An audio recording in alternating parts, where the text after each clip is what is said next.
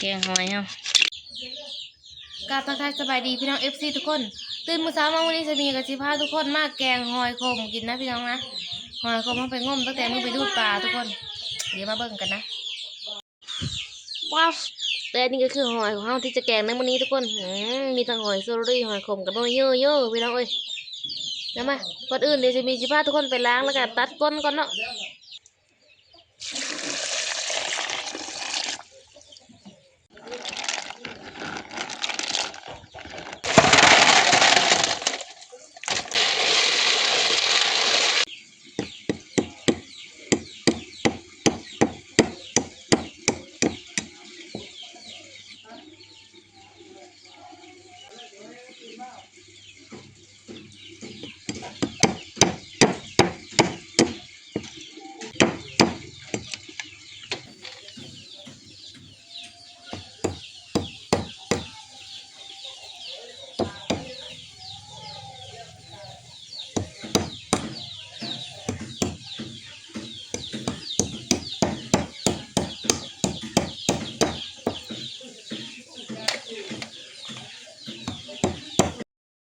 ตัดก้นหอยได้หลายเติบทุกคน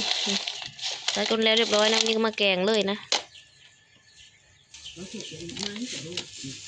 เอากระชิล้างอีกรอบนึงพี่น้องเพื่อความสะอาดเพราะมันมีขี้ดินนะ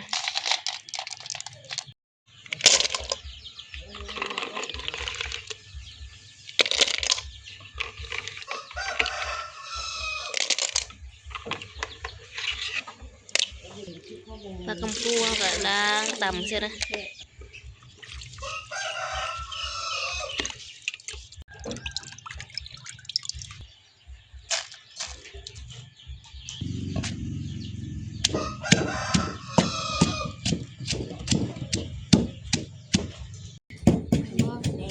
กินเนาะนะ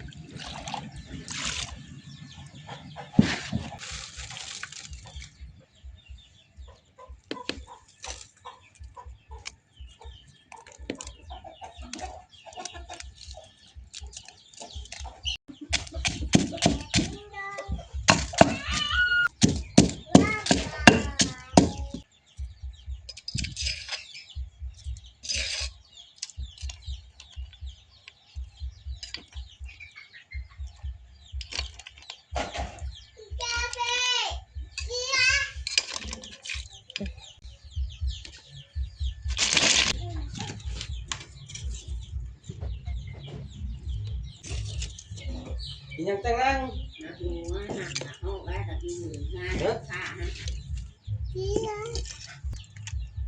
ตัวมอยแกง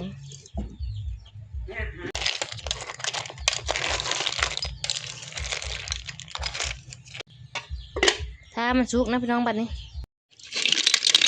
แกงหอยเฮามาพี่น้องมาสุกแล้วเรียบร้อยนะแกงหอยเฮาสำหรับวิธีกินก็ง่ายๆทุกคนจุบทางก้นก่อนก็จุบทางหูเนาะ